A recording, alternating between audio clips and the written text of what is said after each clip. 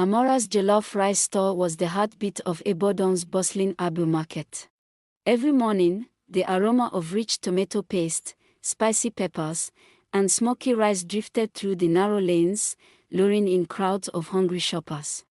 People whispered that no matter where they ate before, Here you go, Amora's one plate jollof of left jollof them and meat. craving more, and soon. A long queue formed Thank you, daily it in smells front of her bright amazing. yellow store. Her smile, warm and inviting, drew customers in, but hidden beneath the friendly exterior was a secret no one suspected. Amora had juju sprinkled into her rice.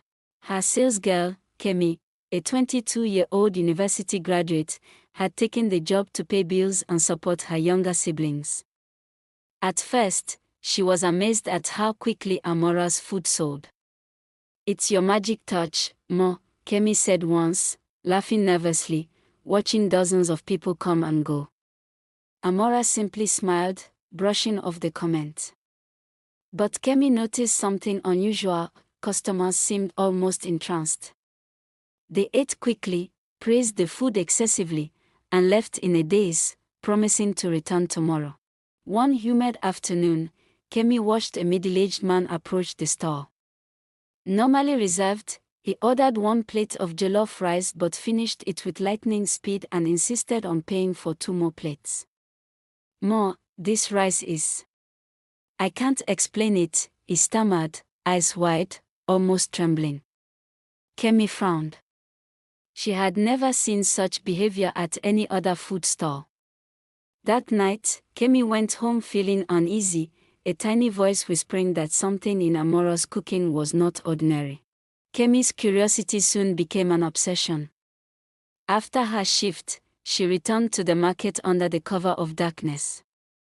The market was silent, stalls shuttered, but Amora's store glimmered with a dim, mysterious light.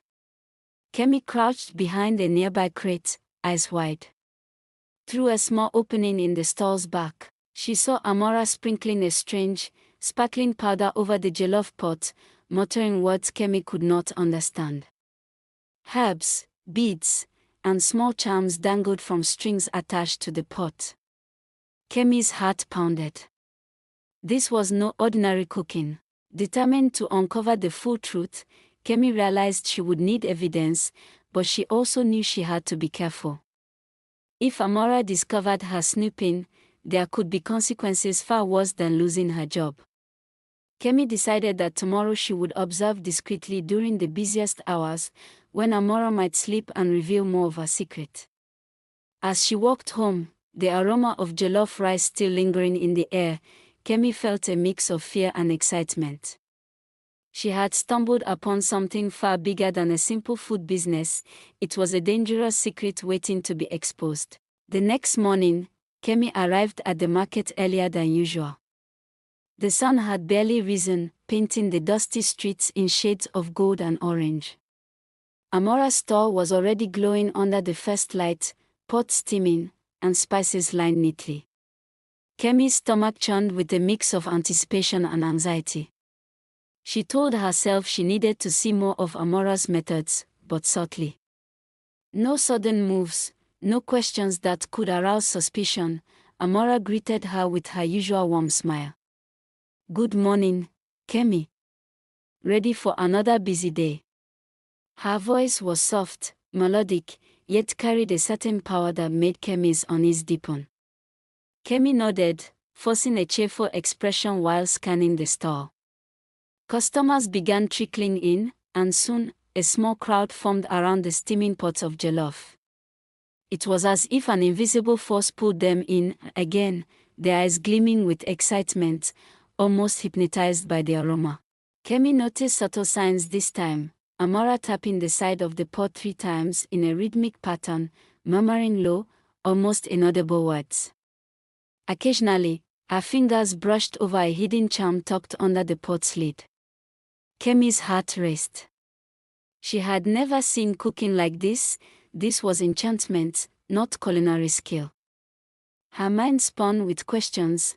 How long had Amora been doing this? Could these charms be dangerous? And most importantly, what would happen if someone discovered the truth? As the morning crowd thickened, Kemi decided to take a closer look. Pretending to sweep the floor, she edged near the back of the store. That's when she noticed a small wooden box hidden under a cloth beside the rice pot. It vibrated subtly, almost alive. Inside were tiny figurines, wrapped in red and black threads, and a scattering of mysterious herbs that released a faint, pungent smoke. Kemi's breath caught. This was not superstition, this was potent juju, working to bend the will of anyone who tasted Amora's jollof. Just as Kemi reached out to examine the box more closely, a customer shouted, breaking her concentration. Amora looked up, her eyes locking on Kemi for a brief second that sent chills down her spine. Kemi froze, heart hammering. Amora's smile remained, but there was a glint in her eyes, a silent warning. Kemi quickly stepped back, pretending to adjust a tray of spices. She realized she was treading dangerous ground. One misstep, and Amora could retaliate with more than just anger. That night, Kemi returned home, the image of the box and the charms etched into her mind. She knew she had discovered something extraordinary, but also potentially dangerous. She needed a plan to reveal the truth without putting herself at risk. Kemi spent the night scribbling observations, detailing every movement Amora made, every chant, every charm, and every reaction of the customers. She realized she was no longer just a salesgirl, she had become an investigator, walking a tightrope between discovery and danger. By the time dawn approached, Kemi had made a decision. She would gather proof, witness everything Amora did during her busiest hours, and expose the secret to the authorities and the market elders. But as she closed her notebook, a sudden thought made her blood run cold. What if the juju didn't just control the customers? What if it could sense her own curiosity? Kemi shivered, knowing that the next day could change everything. The following day, Kemi arrived at the market before sunrise, her heart pounding with anticipation and fear. She had made a plan. Today, she would witness Amora's ritual up close. The market was quiet, with only stray cats prowling the dusty lanes. Amora's store, however, glimmered with an eerie morning light, as if it were alive. Kemi crouched behind a stack of crates, her notebook clutched tightly, ready to record every detail. As the first customers arrived, Amora's movements were precise and deliberate. She hummed a melodic chant that seemed to vibrate through the air, fingers tracing patterns over the rice pot. Kemi noticed her lips moving in an ancient rhythm, and the charms under the pot quivered subtly, almost as if responding to her song. Steam rose in curling spirals, carrying the scent of tomato, peppers, and something strange, something magical. Kemi's breath caught. She was witnessing the heart of the enchantment. Amora then reached for the small wooden box under the cloth. With careful hands, she pulled out the tiny figurines, each wrapped meticulously in threads. She whispered softly to them, arranging them around the pot in a semicircle. Kemi scribbled furiously in her notebook, her hands shaking. One figurine, shaped like a small man, seemed to twitch slightly in response to Amora's words. Kemi's mind raced. This was not superstition. This was powerful juju, and Amora had perfected it over years of practice. Suddenly, a gust of wind blew through the market, rattling the crates and making Kemi flinch. Amora paused mid-chant and glanced toward the shadows. Kemi froze, heart in her throat. The older woman's eyes were sharp and calculating, scanning the empty market as if she sensed an intruder. For a moment, Kemi thought she had been discovered. But Amora's gaze shifted back to the ritual. And the chant continued. Kemi exhaled slowly, realizing how close she had come to danger. As the ritual reached its peak, the rice pot seemed to shimmer with a faint, otherworldly light. Customers who had arrived earlier, now lingering nearby, appeared entranced, unable to look away. They murmured praises of the jollof rice, their voices blending with the rhythmic chant, creating an almost hypnotic melody. Kemi understood then that Amora's magic didn't just influence taste, it influenced desire, thought, and even willpower. It was intoxicating and terrifying. By the end of the morning, Amora concluded the ritual, folding the charms and whispering final words before tucking them back under the cloth. Kemi backed away quietly, heart racing, notebook full of sketches, notes, and observations. She knew she had everything she needed to expose the secret, but she also realized the gravity of what she had discovered. Amora's magic was not just about food, it was about control, influence, and power. One wrong move, and Kemi could become the next victim of the enchantment. That night, Kemi lay awake, reviewing her notes. The fear that had gripped her earlier now transformed into determination. She would gather proof, alert the market elders, and bring Amora's secret to light, but she needed a strategy. The next few days would require courage, precision, and nerves of steel. Kemi was no longer just a salesgirl, she had become a hunter, chasing the shadow of magic through the vibrant streets of Ibadan. After witnessing Amora's full ritual, Kemi knew that exposing the secret would not be easy. The magic was powerful, subtle, and deeply ingrained in the jollof rice business. She spent the night devising a plan, how to gather undeniable proof and protect herself from Amora's influence. Every scenario played in her mind, a misstep could mean being cursed, silenced, or worse. Yet, determination pushed her forward. This secret had to be revealed, for the sake of honesty and the safety of everyone who ate Amora's food. The next day, Kemi arrived at the market earlier than ever. She carried a small, discreet camera hidden under her blouse, planning to record Amora's ritual without alerting her. As she walked through the dusty lanes, she noticed Amora's subtle glances, sharp, calculating, almost predatory. Kemi's stomach twisted. Had Amora sensed her curiosity? The thought sent shivers down her spine. She reminded herself to stay calm, move slowly, and act naturally while setting up near the back of the store. By mid-morning, the crowd around Amora's store was as large as ever. The smell of the jollof rice had drawn shoppers like bees to nectar.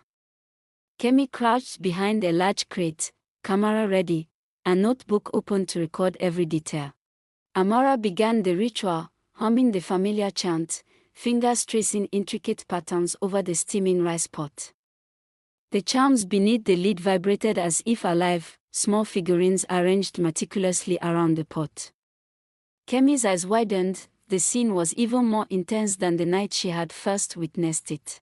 Suddenly, Amora paused mid-chant, her eyes darting toward the shadows. Kemi froze, camera trembling in her hand. For a moment, the air seemed to thicken, charged with a strange energy. Then, almost imperceptibly, Amora muttered a low word, as if sensing a presence. Kemi's heart raced, she realized she had to act carefully. One wrong move could reveal her as the observer and trigger Amora's juju against her. Kemi took a slow breath, focusing on capturing every detail without being noticed. By the afternoon, Kemi had enough evidence, photos, videos, detailed notes, sketches of the charms, and the rituals. She backed away slowly, blending into the crowd as if she had been observing innocently. But as she glanced back, she noticed Amora staring directly at her from behind the steaming pots. There was no smile this time, only a calculating, unreadable gaze that sent a chill down Kemi's spine. It was clear that Amora had suspicion, and Kemi knew she had to move fast before the magical influence could reach her. That night, Kemi carefully reviewed her evidence. The photographs captured the charms, the figurines, and Amora mid-chant, while the videos revealed the sequence of movements and gestures used to control the customer's cravings.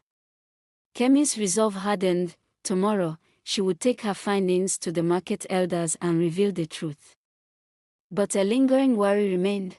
Would Amora retaliate with her magic? Kemi lay awake, heart pounding, knowing that the next day could change everything, not just for Amora, but for herself and everyone who had unknowingly fallen under the spell of the jollof rice. Kemi barely slept. Her mind kept replaying the moment Amora stared directly at her, eyes sharp and unreadable. Dawn broke with a pale orange glow creeping into her room, but instead of easing her fear, it sharpened her resolve. Today was the day. She gathered all her evidence, photos, videos, meticulous notes, and slipped them into a brown envelope. Her hands trembled, not from fear alone, but from the weight of what she was about to do. Exposing Amora meant exposing a power few were brave enough to challenge. As Kemi arrived at the market, the atmosphere felt different, heavy, charged, like the air before a storm. The traders greeted her normally, but she sensed something beneath their smiles, as if whispers traveled quickly through the market that morning. Amora's store was already bustling with customers, the enticing aroma of jollof stronger than ever. But Amora herself was unusually still, standing behind her pot with an unsettling calmness, her eyes following Kemi's every step. Kemi swallowed hard, clutching the envelope tighter. Kemi didn't waste time. She approached the office of the market elders, her heart pounding like a drum in her chest. The elders, seated in their wooden chairs beneath a rusted ceiling fan, looked up as she entered. "What brings you here so early?" one asked. Kemi took a deep breath and opened the envelope. "It's about Mama Amora," she said softly but firmly. As they viewed the photos and videos, Amora chanting, charms vibrating, figurines arranged around the pot, the elders' expressions shifted from confusion to shock, then grave concern. "This is dangerous," one whispered. "This is manipulation." They rose immediately, calling for an emergency confrontation. Moments later, the elders marched toward Amora's store with Kemi behind them. The market buzzed with curiosity as people stepped aside. Amora watched their approach, her calm demeanor slowly cracking, a faint tremor in her fingers. "Amora," one of the elders said sternly, "we need to check your store." A hush fell over the crowd.